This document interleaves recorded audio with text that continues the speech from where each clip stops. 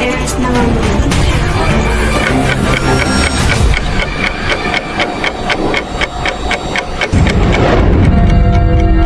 Parang ilang dekada na tayo naglalayag dito. Ika'y nag-aawak ng isang lihim na maaaring makasita sa akin. At ngayon natuklasan mo pa ang isang lihim na maaaring makasita. Gayun man hindi ako magsisising kayo patayin. You can stop. About your two classmates? Oh my, yes, really.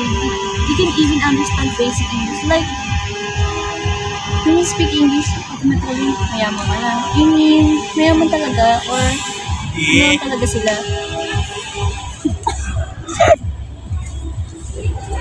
Oh, anyways, Tia. Have you heard about this song? Pero Tagalog siya.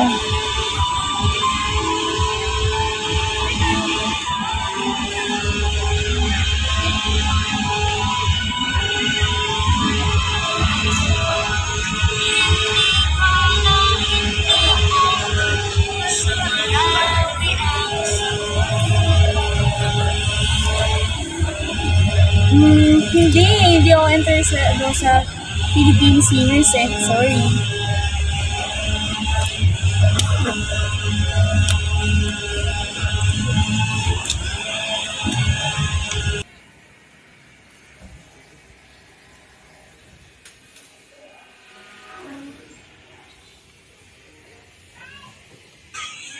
O halika dito mo po, samahan mo kayo manood.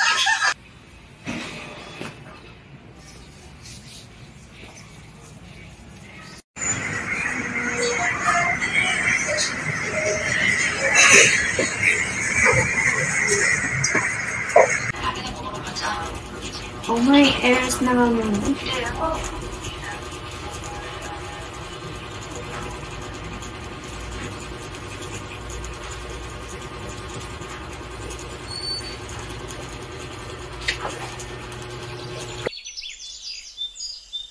Vapor Estribor! Buenos dias a todos ustedes. Kay bagal-bagal ang kupad-kupad, usad pagong. Wala na bang mas ibibilis itong vapor? Parang isang dekada na tayo naglalayag sa sobrang bagal. Kaunting tuli naman, kapitan. O manhin, Doña Victorina, may mga sakyan ng mga inista na maaari nating mabangga at isa pa, maaaring sumadsad ang vapor sa malawak na palayang iyon. Hay, Diyos ko, kung wala lamang sanang Indio sa Pilipinas at sa daigdig ay marahil mas mabilis ang takbo ng ating vapor. Malas, wala na talagang mabuting lawa rito sa Pilipinas. Doña Victorina, huwag masyadong pausukin ng iyong tainga. Baka kumupasan yung mga magagandang kolorete sa muka. Sa katunayan, madali lang naman ang lutasin ng suliraning ito. Hindi ko nga alam kung bakit hindi ko naisip. At ano naman ito, Aber? Simple lang naman ang aking mungkahi. Gumawa sana ng isang kanal na papasukan ng ilog hanggang sa paglabas at paparaanin sa Maynila. Lilikha ito ng bagong ilog sa pamamagitan ng paggawa ng kanal at sarahan ng dating ilog Pasig. Sa ganitong paraan, hindi maaaksaya ang lupa at ikil sa oras ng paglalakbay. Paano ka lang, Yankee? Simple, Don Simon, ipagpamanhin ninyo kung ako itutol sa inyong mungkahi. Malaking salapi ang didistusin at saan naman tayo kukuha ng salaping ipambabayad sa mga manggagawa? Sino naman nagsabing pasasahurin ng mga manggagawa? Isa pa'y sa pilitang pagtatrabaho ang mga biyangko. Iyag, matanda, mabinata at batang lalaki. Subalit ang inyong mungkahi ay maaaring magdulot ng himagsikan, Simon. Himagsikan? Nagimagsik ba ang mga taga-Ehipto ng buuin nilang pyramid? E ang mga bilanggong Hudyo laban kay Tito? Sila ba'y nag-alisa? Ang isang edukadong tao na katulad ninyo ay ganito pala kahina pagdating sa kasaysayan. Ngunit hindi taga-Ehipto ni hindi Hudyo ang inyong kaharap. Isang tigre kumagalit ang mga Pilipinong lalong-lalo na noong sila'y sapilit ang pinagawa. Don Custodio, malayo na ang panahong iyong tinutukoy. Pilipinas ngayon ay iba na sa mga Pilipinas noon. Paniguradong hindi na sila mag-iimagsik kahit pabigyan sila ng maraming trabaho o patawan ng malaking buwis. Naalala ko lang na ikwento ni Padre Salvi na bahay at pagamutan sa Los Baños ay nilitayo sa pamamaraan. Ano ba ang yung pinagsasabi? Hindi. Wala na kung ano-ano pa. Ang nasabi ay nasabi na at kayo, Padre Sibilia, huwag na ninyo subukan magsalita ng kabalbalan. Ano naman ang kabuluhan ninyong mga Friday kung ang bayan ay magsik? Siguradong mayroong masamang maibubunga ang mungkahi ni Simon, sapagat hindi niya muna ito sinangguni sa mga taong matagal na naninirahan sa Pilipinas. Kung sa bagay, ikaw naman Don Custodio, ano ang iyong panukala? Kung sa tutuusin ay mas mainam pa ang aking mungkahi. Nais kong pagalagain ng itik ang mga taong nananahan sa malapit sa ilog. Ang mga itik ay kakain na susuka sa mga buhaso sa ilalim ng lawa, na kung makukuha ay mas mapapalalim pa ang tubig at mas mapabubuti ang takbo ng vapor. Nako, Don Custodio, kung marami mag-aalaga ng itik ay dadami rin ng balot. Pweh, nakakasuka, nakakapandiri, tabunan na sana ang lawa.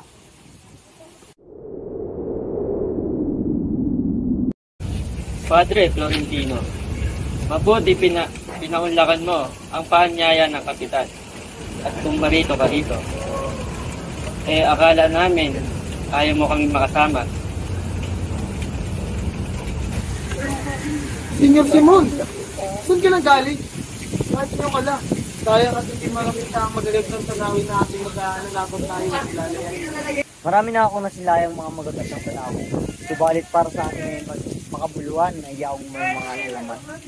Naku, kung alamat lamang ang ating pag-uusapan ay mayaman na dyan ang Ilog Pasig. Isa na rito ang alamat ng malapad na bato. Sige nga, ikwento mo at nang gumaan ka ng aking pakiramdam. Sinabi ng aking mapalad na bato na ito ay isang batong buhay. Ayon sa iilan, ito raw ay pinamumugaran ng mga espiritu. Naging pugad daw ito ng mga tulisan na nangarang ng mga bangka. Sus Mariosep, nakakatakot. Ayokong mapadpad doon. Tia, alamat lang naman yun. Hindi naman siguro totoo yun. Itawan mo na ang braso ni Senior Simon. Nakakahiya. Ay, pasensya. May isa pang alamat, ang alamat ng yungib ni Doña Romina na naikinuwento namin ni Padre Florentino. Ako?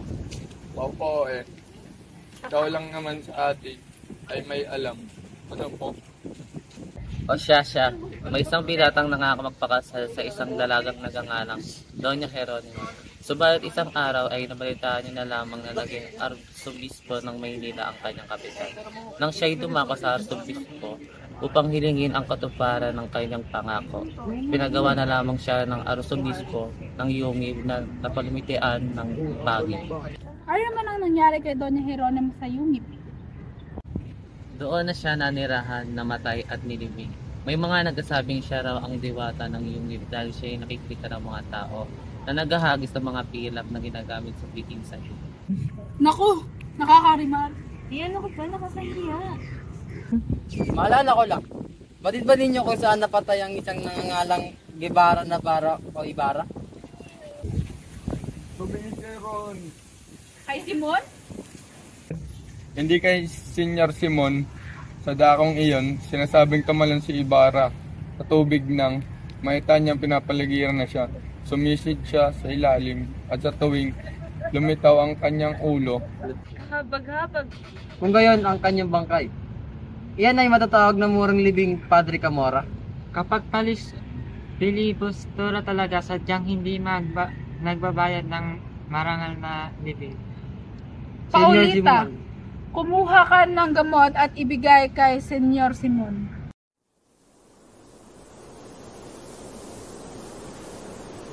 Alam mo kuya, gusto ko rin makapag-aral sa Maynila katulad mo.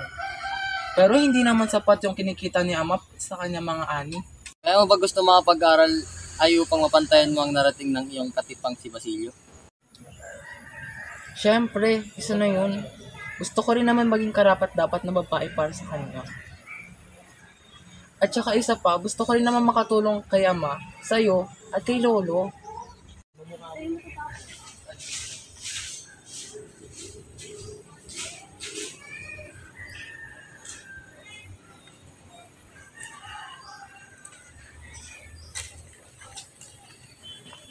Magandang araw mga anak.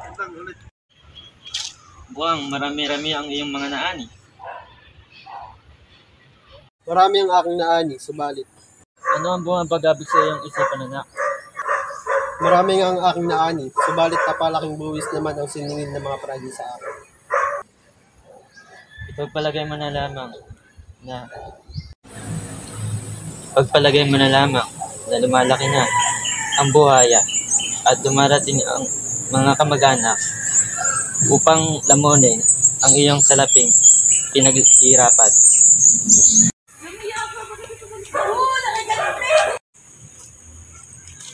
Magandang araw, Telesforo. Anong maganda sa araw? Ano ba ang kailangan mo? Maparita ko upang Pang-daang piso? Ngunit napakalaking halaga naman iyon. Kung hindi ka magbabayad, ay ipanilinang namin sa ibang lupain. Pinagsasabi mo, kung hindi nyo alam, ako ang nagsikap at nag-ari ng pawis at dugo upang magtanim at mag-ani, kaya ako lamang ang aking pamilya ang may karapatan dito. Wala nang iba. Subalit hindi mo pag-may-ari ang lupain. Ito ay pag-may-ari ng korporasyon. Pagmamay-ari? May katibayan ka ba? Ipakita mo sa akin ngayon din. May katibayan ako. Nasaan? Ipakita mo. Hindi mo na kailangan makita. Sige, subukan mo. Kukunin ko ang anak mong lalaki at gagawin kong sundalo. Mga hayop, huwag ang aking anak. Ama, huwag! Sinasabi ko sa iyo, Telesforo, huwag mo akong kakalabanin. Gusto pa mong pawi ang iyong anak. Sundin mo na lamang ang aking utos. Ama, paano na si kuya? Huwag kang maghalala, Uli. Mababawi natin siya.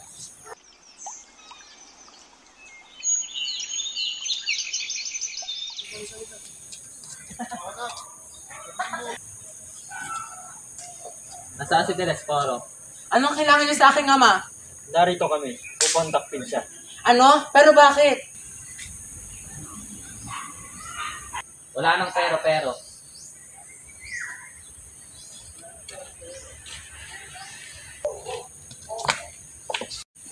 Tawan niyo ako! Ama, huwag! Kapag 2 araw, kapag hindi kayo nakapagbayad ng 500 piso, ay pupugutan namin ng uno. Ano? Subalit,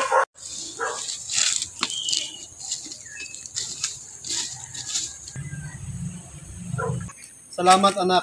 Ama! Alam nang gagawin natin. Dahil gano'n. Pasensya na ako. At wala akong maiaambag na salapi. Mas mahirap pa sa atin ang ating kamag-anak at kapitbahay. Kaya hindi rin natin sila mahihingan ng tulong.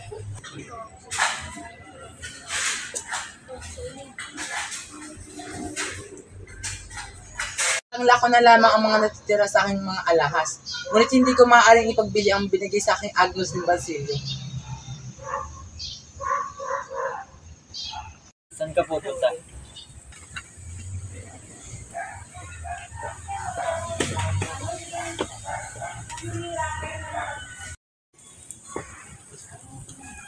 Ano huli? Tara na, may kakilala akong magpapahiram sa'yo ng pera upang matubos ang iyong ama. Umaga ho, Hermana Penchang. Huli, siya yung sinasabi sa'yo makakatulong sa iyo. Magandang umaga rin. Tumuloy muna kayo.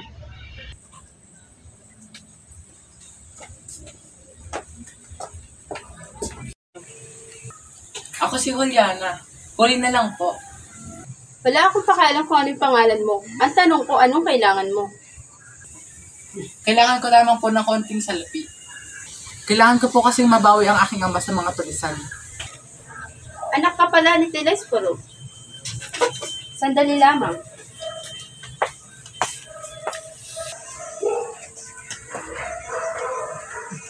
Tingin ka pa sa akin, ah.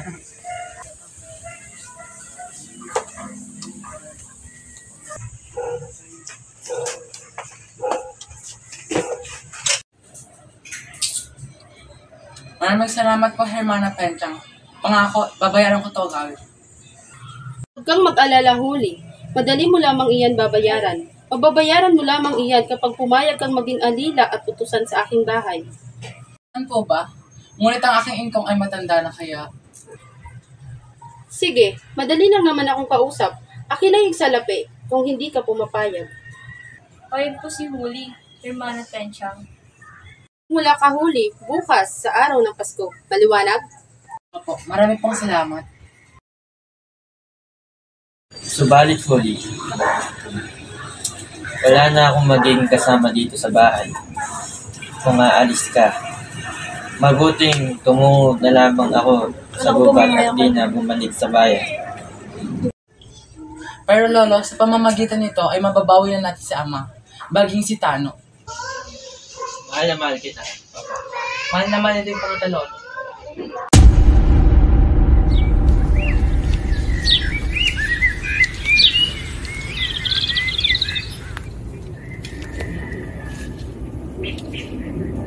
Ang ba si naalala mo po ba ako? Ako si Ibarra.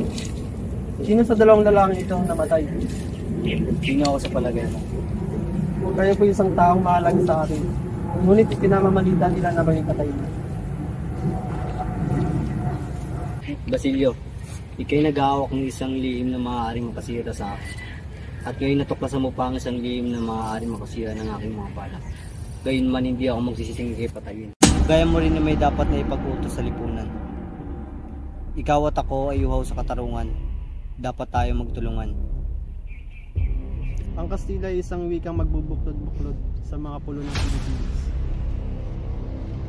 Ang Kastila ay kailanman ay hindi magiging wikang pangkalatan sa bayang ito. Sapagkat sa mga kulubot ng kanyang isip at pintig ng kanyang mga puso ay wala ang mga akmang pananalita sa wikang iyan. Ayaw ituro sa inyo ang kanilang wika, paunlarin ng isang katutubong wika nang mawala ang pagtatangi-tangi at magkaroon ng mga layuning pambansa. Huwag hayaang magpalagay ang Kastila na sila'y Panginoon dito sa sila'y bahagi ng bayang ito. Ito kundi manlulupig at dayuhan. Sa gayoy matatamo ninyo ang paglaya. Yan ang dahilan at binayaan ko kayong kumabuhay.